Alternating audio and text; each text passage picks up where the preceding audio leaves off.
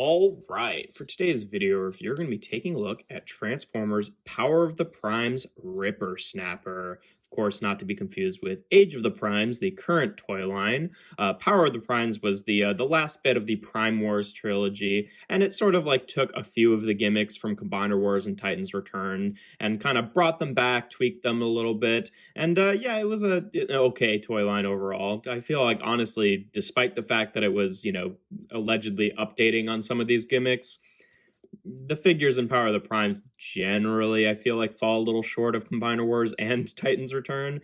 But one of those areas that I don't think that is the case is with the Terrorcons here, who I think are actually all pretty decent little figures here. And yeah, Rippersnapper was the first one that we got, if I remember correctly, but obviously turns into his little land shark mode here. So they're kind of going with the general Combiner Wars scheme of transformation, just kind of tweaking the gimmick a little bit. And yeah, I quite like his little land shark mode. I think it works pretty well. It's very, it's kind of boxy and stuff like that, just like the original, which I don't really have much of a problem with. And like the arms are very clearly just going to be the robot arms, just with the hands rotated sideways. But still, I quite like him. Now, he does come with a couple little guns here, which of course, as part of the Power of the Primes gimmick, do have the little pegs that you can peg on either Titan Masters or Prime Masters into. But in terms of storage, you can just plop these up on his shoulder, which, I feel like kind of completes the land shark mode there, to have these kind of sitting over the shoulder. And then, of course, does come with the hand piece, rather than the hand foot gun things that they did in Combiner Wars. In Power of the Primes, they all came with hands, and then only the Voyager, the actual torso piece, came with separate feet sections. So it's got two thumbs, so you can make it either a right or a left hand. And I guess if you wanted to commit this to being either a right or a left hand, you could just take the other one off the ball joint and leave it like that. But yeah, I don't know. It doesn't seem quite as clever of a design as the Combiner Wars ones, which had the thumb that could actually switch sides. But yeah, they also all did have the gimmick where you could take off this little center panel here and use this as a little handgun, and then you could take a Prime Master. I didn't think to grab one to bring it over to show you, but Prime Master, or I guess a Titan Master if you want to be really gruesome and have a face sticking out of the side of the hand, and you can plug it in there as like a power-up thing.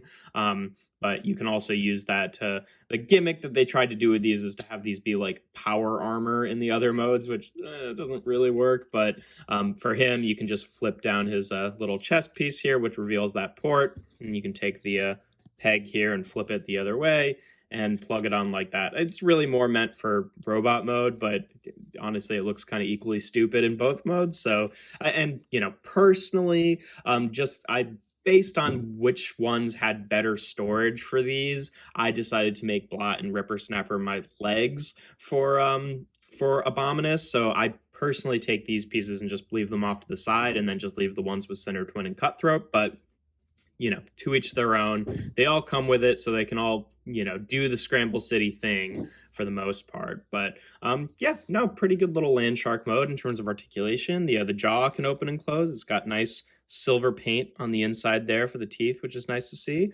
The arms, obviously just being the robot mode arms, have full articulation there. They've got ball joints at the shoulders, ball joints at the elbows, which also give him a bicep swivel. And he does have wrist rotation as well for transformation, which is nice. Nothing at the waist in this mode. And then the legs here are just on ball joints, which can rotate around and go out to the side about that far. And then there is one single hinge right here for one of the knees, but not for both of them. So, you can kind of adjust the legs slightly, but it's not a whole lot of difference. And then the tail here can kind of wiggle up and down, and that's about it. But yeah, you're not getting overly dramatic poses with this guy, but it works all things considered, especially, considering it's fairly accurate to how the original one was as well. In terms of comparisons in this mode, for a standard one, here he is with Kingdom Sideswipe. And yeah, I don't know. That's probably my main lasting problem with these guys, is that, they don't fit in so well, because I feel like the Terrorcon should all at least be Voyagers rather than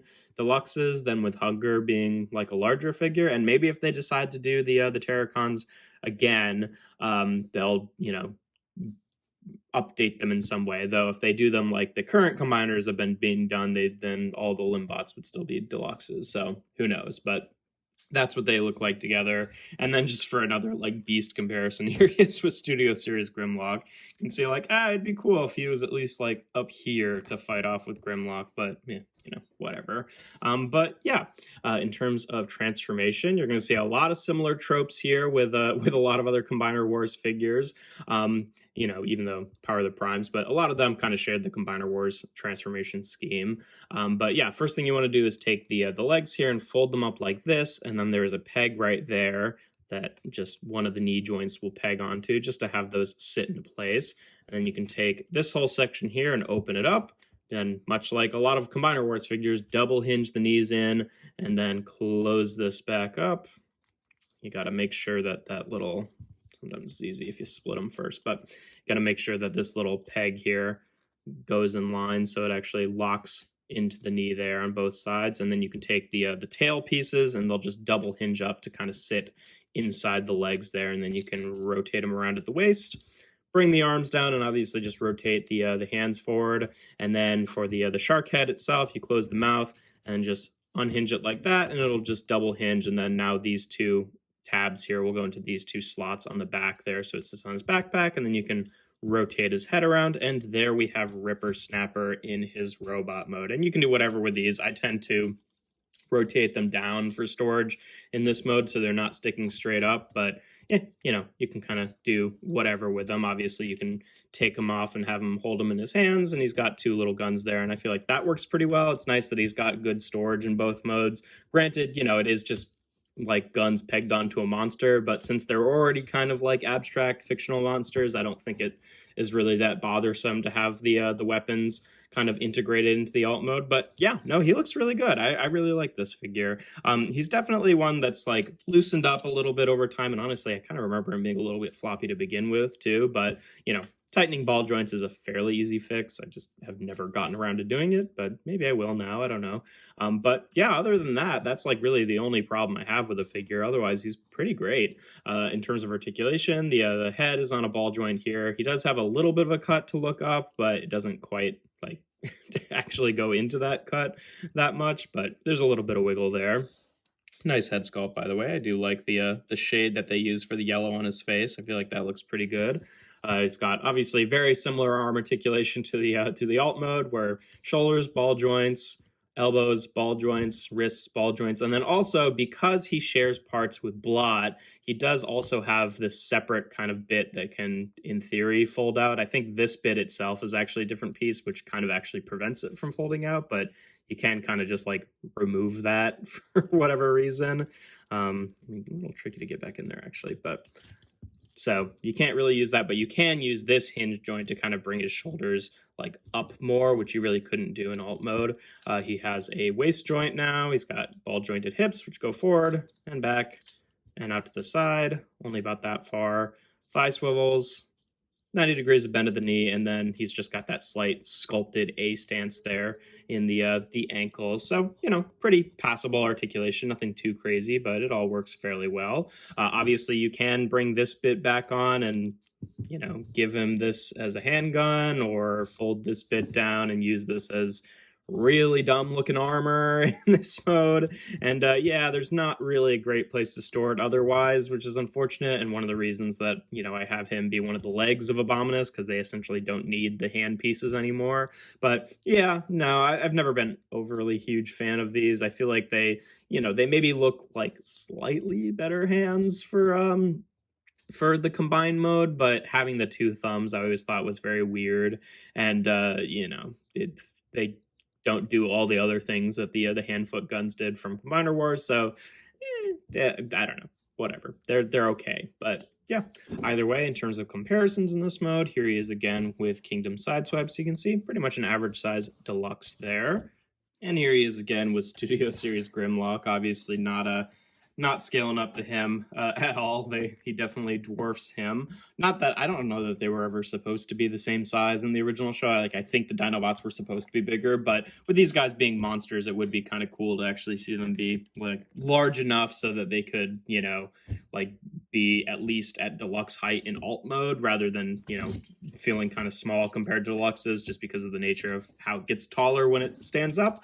But yeah, you know, that's all well and good. But yeah, I'll show him off with the other Terrorcons as we go along here. Another thing that's worth mentioning is because of like the way that they have the hands to kind of like hide the fist hole a little bit in alt mode, it means that he doesn't actually have a continuous hole that goes all the way through his fist. It's just like a shallow peg there, which it, you know, doesn't bother me all that much. But yeah, no, he's a pretty good figure. He was a little loose even when I got him, but that's not too difficult to fix. And it would very much be cool to see kind of bigger versions of these guys done as, you know, more modern figures. But still, a very cool little figure, and there's not really a whole lot else to say about him. He's just a lot of fun. But yeah, that's pretty much all there is to him.